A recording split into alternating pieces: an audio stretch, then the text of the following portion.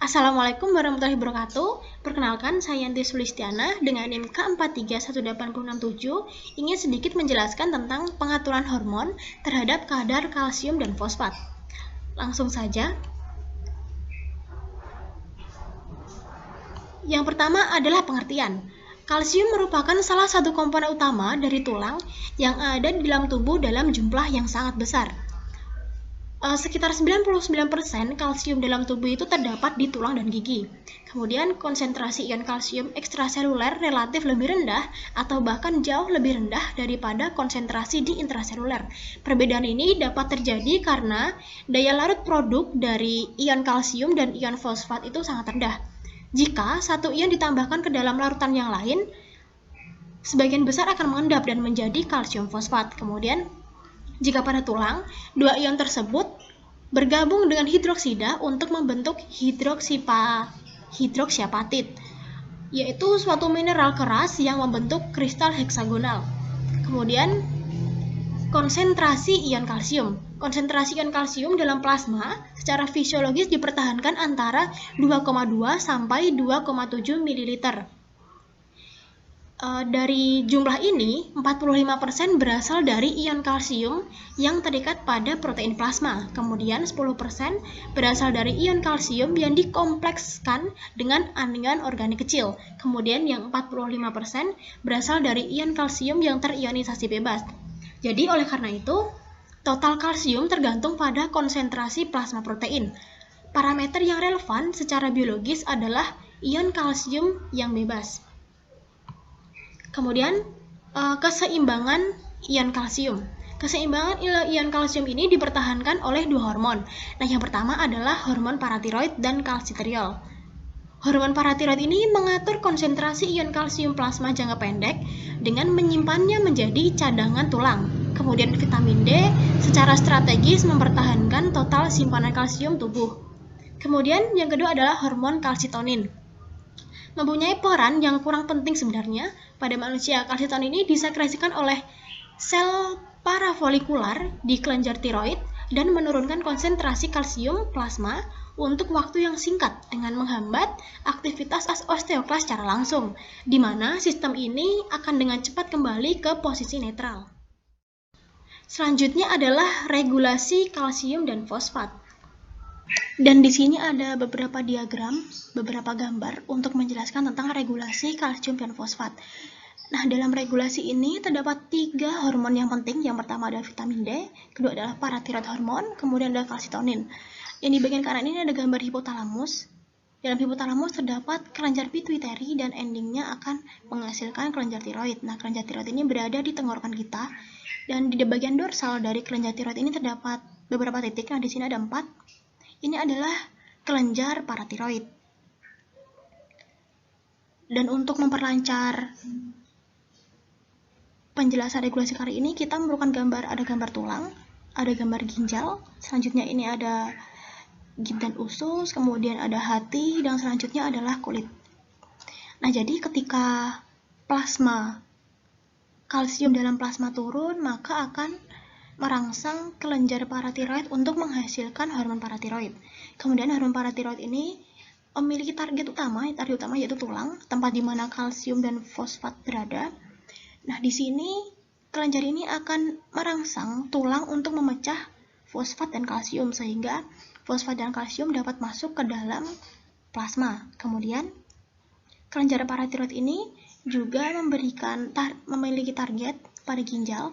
Nah, jadi di ginjal ini ada enzim 1-alfa hidroksilase. Nah, enzim ini berfungsi untuk memecah 25 hidroksil vitamin D3 kalsidiol menjadi 1,25 dihidroksil vitamin D3 atau kalsitriol. Kalsitriol ini membantu tulang untuk dapat memecah kalsium dan fosfat. Namun, kalsitriol ini memiliki feedback negatif kepada hormon paratiroid. Jadi, kalau misalkan kalsitriolnya tinggi, berarti hormon paratiroidnya rendah. Kemudian, kalsitriol ini juga memiliki fungsi di ginjal sendiri. Nah, jadi ini ada gambar nefron. Ini ada glomerulus, ada tubulus contortus proximal, lengkung Henle, tubulus contortus distal, dan di sini ada tubulus colectivus. Jadi kalsidriol ini merangsang tubulus contortus proximal dan tubulus contortus distal untuk mereabsorpsi kalsium. Nah, kemudian kalsiumnya akan masuk ke dalam plasma. Jadi untuk meningkatkan kadar kalsium di plasma. Dan kalsidriol ini juga sama halnya dengan yang di ginjal, yaitu merangsang git dan usus ini untuk mereabsorpsi fosfat dan kalsium, jadi untuk meningkatkan kalsium pada plasma. Kemudian untuk hati, nah hati ini sebenarnya memiliki hubungan dengan ginjal, namun langkah pertamanya berada di kulit. Nah, jadi begini, di kulit ini terdapat 70 dehidrokolesterol. Nah, dan 70 dehidrokolesterol ini ketika mendapatkan sinar UV akan berubah menjadi kolekalsiferol atau vitamin D3. Vitamin D3 ini kemudian akan menuju hati dan akan diubah oleh enzim hati menjadi 25 hidroksi vitamin D3 atau kalsidiol. Nah, kalsidiol ini sendiri akan masuk ke dalam ginjal, kemudian akan diolah oleh 1 alfa hidroksilase menjadi kalsitriol. Dan kalsitriol ini akan terdistribusi menuju git dan usus, kemudian pada ginjal sendiri, pada tulang. Nah, seperti itu. Jadi dari tiga penting hormon ini terdapat vitamin D. Nah, vitamin D ini berfungsi ketika kalsium dalam plasma meningkat. Kemudian paratiroid hormon untuk vitamin D ini untuk meningkatkan kalsium dalam plasma. Untuk paratiroid hormon untuk meningkatkan kalsium pada plasma, dan kalsitonin sendiri ini untuk menurunkan kalsium pada plasma.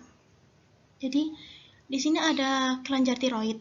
Nah, kelenjar tiroid ini akan menghasilkan kalsitonin apabila kalsium pada plasma meningkat. Jadi fungsinya berkebalikan. Kalau misalkan paratiroid hormon untuk meningkatkan kalsium pada plasma, kalau kalsitonin ini berfungsi untuk menurunkan kalsium pada plasma.